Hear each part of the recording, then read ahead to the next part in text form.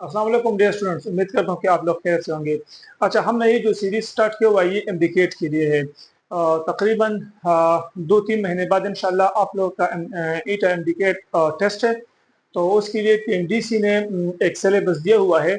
उस सिलेबस के थ्रू उनमें टॉपिक्स भी मेंशन है और डिस्क्रिप्शन वगैरह भी मेंशन है कि आपने कौन सा टॉपिक कवर करना है और उसके साथ तो किस तरह के उससे न्यूमेरिकल क्वेश्चंस या एमसीक्यूज वगैरह आ सकते हैं। ठीक है, तो इस सीरीज में हम जो है ना उस पीएमडीसी की पूरी सिलेबस को वो कवर करेंगे और कोशिश भी करेंगे। ठीक है, और उसके साथ साथ जो इम्पोर्टेंट एमसीक्यूज हो वो भी हम इसके साथ वो डिस्कस करेंगे, ताकि फिर अगर उसी एमसीक्यू से रिलेटेड या अगर वो पेपर में आ जाए टेस्ट में तो फिर आपको उसको सॉल्व करने में आसानी हो। ठीक है, तो हमारा जो इस सीरीज का पहला जो चैप्टर है वो है फोर्स एंड मोशन, और आज हमारा लेक्चर नंबर 1 है और आज हमारा टॉपिक है डिस्प्लेसमेंट। ठीक है, तो डिस्प्लेसमेंट तो आप लोगों ने वो उसका नाम सुना भी होगा और आप लोग उसको जानते भी होंगे कि हमारे पास डिस्प्लेसमेंट क्या है। तो displacement actually the shortest distance between two point is called displacement.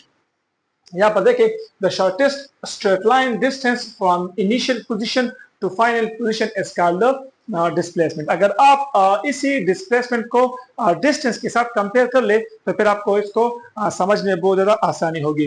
अगर हम डिस्टेंस की बात करें तो अगर एक बॉडी एक पॉइंट से अपने मोशन को स्टार्ट करता है और वो एक खास रास्ते पर जाता है और अपने सफर को खत्म करता है, तो वो जिस रास्ते से गया हुआ है उसको हम कहते हैं एक्चुअल पाथ। तो this actual path is actually called distance. और अगर हम शॉर्टकट की बात करें, शॉर्टेस्ट डिस्टेंस की बात करें, तो वो हमारे पास होगा डिस्प्लेसमेंट। अगर मैं इसको डायग्राम से एक्सप्लेन कर लूं तो फिर आपको आसानी होगी।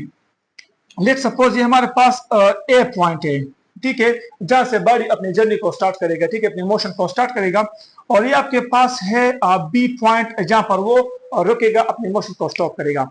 तो लेट सपोज अगर हम इस तरह बात करें कि बॉडी ने अपने मोशन को कुछ इस रास्ते से इस तरह कवर किया और यहां तक वो पहुंच गया। ठीक है, तो इस केस में इस बॉडी ने, ये चूंकि इसका इनिशियल पॉइंट है, इनिशियल पोजीशन है, इसको हम कहते हैं एक्स आई, इसका हम नाम रखते हैं एक्स आई, इनिशियल पोजीशन। तो ये बॉडी एक्चुअली इस रास्ते से होकर यहां तक पहुंच गया है, तो this is the actual path.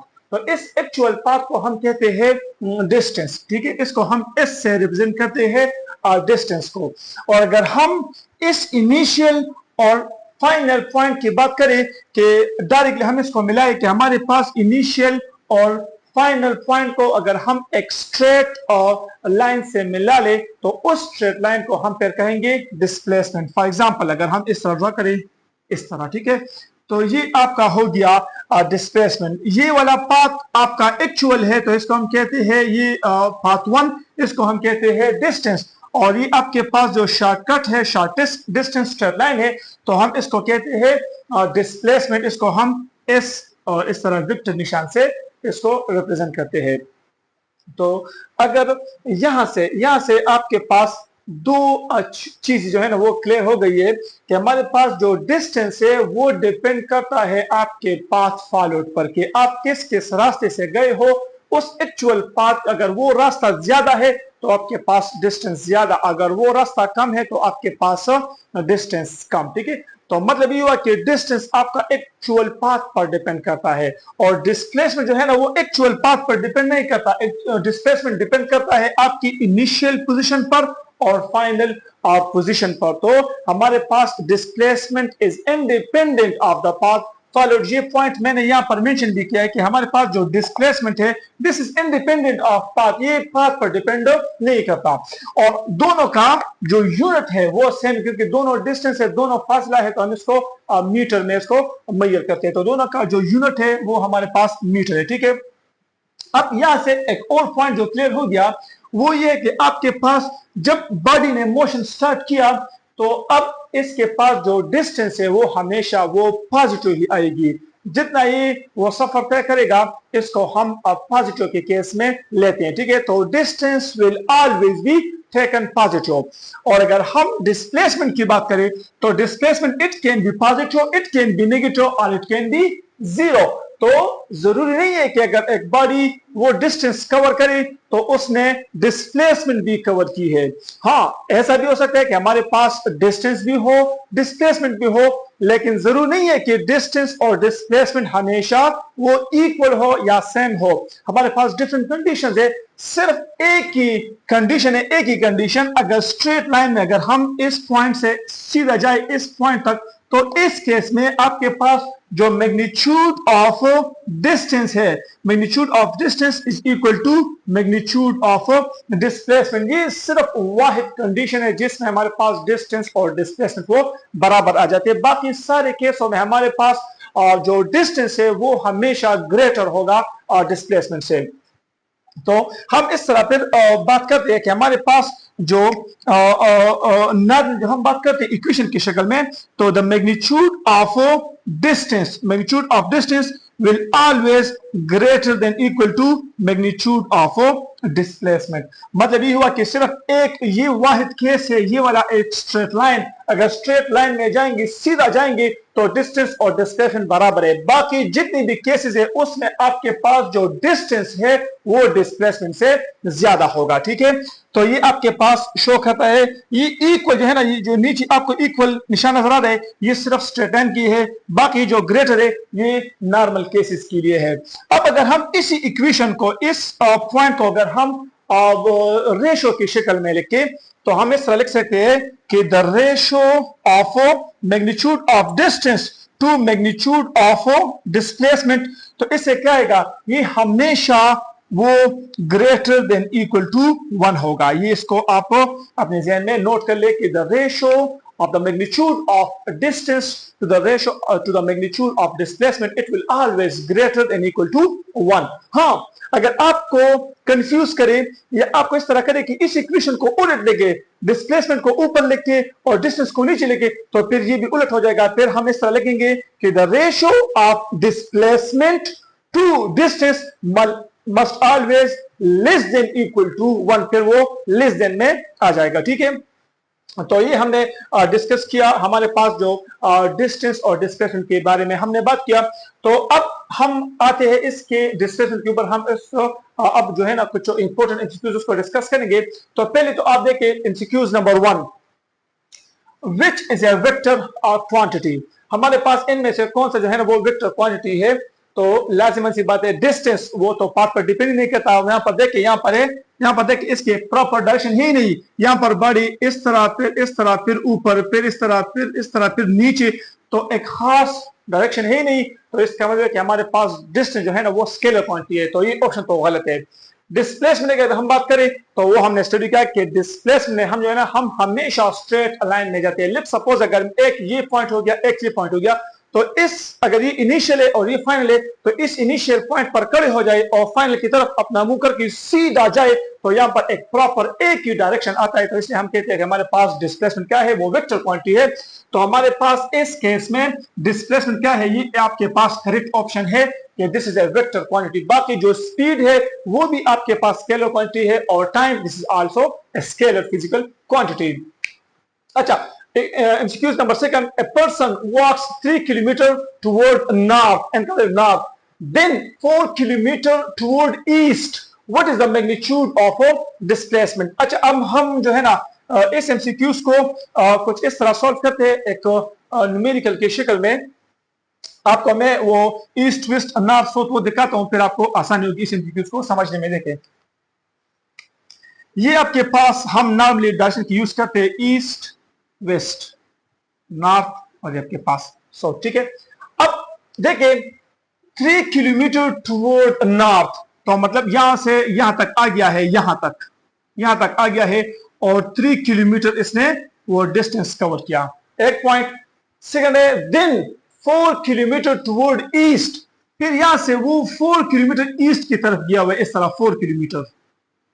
ठीक है, पहले इसी पॉइंट से 3 किलोमीटर नॉर्थ की तरफ, फिर 4 किलोमीटर ईस्ट की तरफ। ठीक है, तो कहते हैं कि इस इनिशियल पॉइंट से अब इस बॉडी की डिस्प्लेसमेंट कितना है। ठीक है, ये हमने मालूम करना है, ये वाला, ये देखिए, ये हमने ये डिस्प्लेसमेंट इसको हमने मालूम करनी। ठीक है, तो अब आप ज़हन में ये नोट कर ले कि जब भी आपके पास दो परपेंडिकुलर डिस्प्लेसमेंट आ जाए तो वहां पर हम पाइथागोरस थ्योरम को यूज करेंगे। ठीक है, तो पाइथागोरस थ्योरम कुछ इस तरह है कि हमारे पास ही जो मैग्नीट्यूड ऑफ डिस्प्लेसमेंट वो बराबर है 3 whole square plus 4 whole square under the root s displacement is equal to 339 plus 4 is 16 under root is equal to 25 under the root. तो इसका मतलब कि आपके पास डिस्प्लेसमेंट आ गया 5।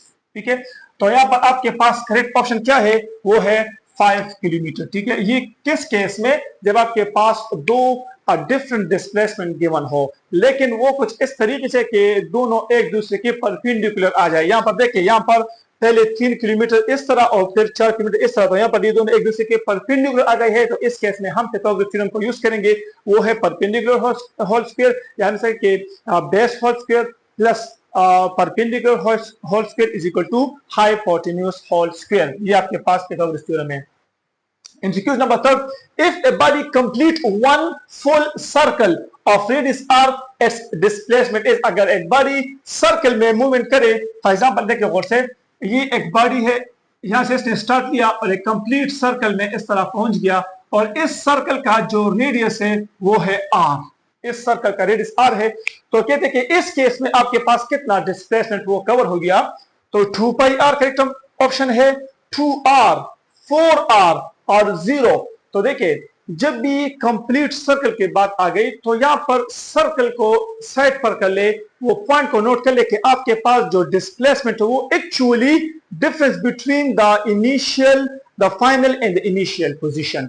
तो इस केस में आपका, लेट सपोज ये आपका इनिशियल पॉइंट है, इनिशियल, और बॉडी ने एक कंप्लीट सर्कल के बाद उसी इनिशियल पॉइंट के ऊपर आ गया, तो इस केस में इनिशियल पॉइंट और फाइनल पॉइंट वो सेम ही हो गई। तो इस केस में हमारे पास डिस्प्लेसमेंट क्या होगी, वो 0 होगी, चाहे वो सर्कल हो चाहे वो स्क्वायर हो। एक बार यहाँ पर स्टार्ट किया, यहाँ से मोशन स्टार्ट किया, इस तरफ गया, फिर नीचे, फिर इस तरफ, फिर ऊपर गया। तो अगर हम सर्कल की बात करें, जो भी शेप हो, लेकिन जहां पर इनिशियल से जो बॉडी ने स्टार्ट किया था और फाइनल भी वहां पर आ गया जहां से उसने स्टार्ट किया था, तो इस केस में हमारे पास डिस्प्लेसमेंट वो 0 के बराबर आ जाएगी। ठीक है, number 4, a body moves 20 meter north, then 20 meter south, then 10 meter north, net displacement is, यहां पर देखें, अगर हम 4 नंबर में को दोबारा इस तरह सॉल्व करें, ये आपके पास ईस्ट, वेस्ट, नॉर्थ और ये आपका पास ये साउथ हो गया। कहते हैं कि बॉडी ने 20 मीटर नॉर्थ की तरफ गया, तो 20 मीटर ऊपर गया, 20 मीटर, ठीक है, नॉर्थ की तरफ। फिर कहते हैं कि 20 मीटर साउथ की तरफ, तो वापस 20 मीटर आ गया, इसी इनिशियल पॉइंट के बाद दोबारा इसी पॉइंट के ऊपर आ गया। ठीक है, फिर कहते हैं कि देन 10 मीटर नॉर्थ, अब ये दोबारा जो है ना वो नॉर्थ पर 10 मीटर दोबारा गया हुआ है, इस तरह दोबारा। तो पहले देखे, फॉर एग्जाम्पल यहां से स्टार्ट किया, ऊपर गया 20 मीटर, फिर नीचे आ गया 20 मीटर, तो यहां पर ये वेक्टर है, एक दूसरे के अपोजिट है, तो 20 माइनस 20, तो ये 0। तो मतलब इन दोनों का जो, अगर ये नॉर्थ की तरफ गया फिर साउथ की तरफ आ गया, तो इस केस में नेट डिस्प्लेसमेंट 0 हो गया, लेकिन ये फाइनली दोबारा 10 मीटर ऊपर गया हुआ है नॉर्थ की तरफ, 10 मीटर नॉर्थ की तरफ। तो दिस इज आवर रिजल्टेंट। ठीक है, तो आपके पास क्या है, 10 मीटर टुवर्ड नॉर्थ, ये हमारा जो है ना वो करेक्ट ऑप्शन है।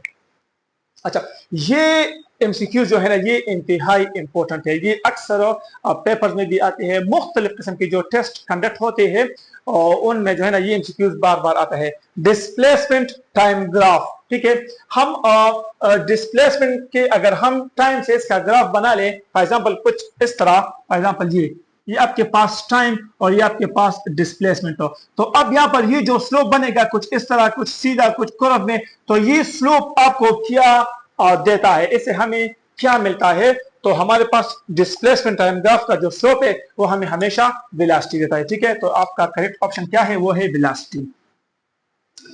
Number 6, if initial position is 10 metre and final position is -6 metre, the displacement will be। तो मैंने आपको पहले ही बता दिया कि हमारे पास जो इंपॉर्टेंट पॉइंट है डिस्प्लेसमेंट के हवाले से, तो अगर हमें डिस्प्लेसमेंट चाहिए तो आपके पास जो फार्मूला है वो है final position minus initial position. ठीक है, तो यहाँ पर हमें क्या क्या गिवन है, फाइनल पोजीशन क्या है, फाइनल वो है -6, तो यहाँ पर हम -6 लगा लेंगे, ठीक है। और आपके पास इनिशियल क्या है, वो है 10, तो ये माइनस अपनी जगह पर और 10, तो -6 -10, तो आपका जो नेट डिस्प्लेसमेंट आ जाएगा वो होगा -16 मीटर, तो ये आपका करेक्ट ऑप्शन होगा -16 मीटर, ठीक है। तो इस अगर आपको डायरेक्ट वैल्यू गिवन हो फार्मूले के थ्रू, आपसे चाहते हैं कि आप डिस्प्लेसमेंट को मालूम करें, तो आप सिंपल करेंगे फाइनल माइनस इनिशियल, आप कंफ्यूज ना हो, क्योंकि यहां पर आपको जो ऑप्शंस गिवन होंगे वो इन्हीं से आएंगे। तो अगर आपने उलट लिखा कि फाइन इनिशियल माइनस फाइनल, तो आपका आंसर वो गलत आ जाएगा। तो आपने हमेशा जो क्या करना है वो है फाइनल माइनस इनिशियल, आप इस फार्मूले को फॉलो करेंगे, फाइनल माइनस इनिशियल, इससे आपका जो है ना वो रिजल्टेंट वो डिस्प्लेसमेंट आएगा, ठीक है। तो ये था हमारा टॉपिक डिस्प्लेसमेंट लेक्चर नंबर 1 था। इंशाल्लाह हम नेक्स्ट वीडियो में फिर नेक्स्ट टॉपिक को डिस्कस करेंगे, ठीक है। अल्लाह हाफिज।